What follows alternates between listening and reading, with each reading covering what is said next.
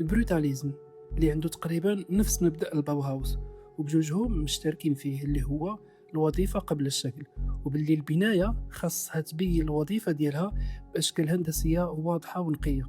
من بعد الحرب العالمية الثانية، فاش المعماريين كانوا كيقلبوا على طرق بناء جديدة تكون فعالة ومناسبة في الثمن، باش يعاودوا يبنيو المدن اللي تدمرات بسبب الصراعات.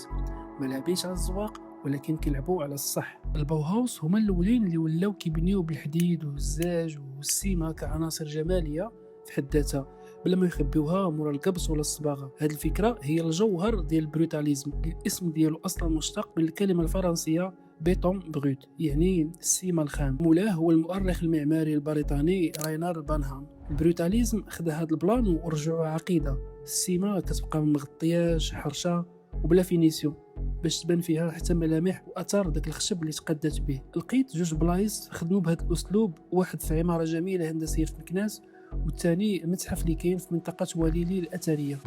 هذه البنايه هي تجسيد حقيقي للبروتاليزم، متحف مبني بالسيما الخام والخطوط الحاده، واقف بكل قوه وضخامه وسط طبيعه وتاريخ روماني قديم.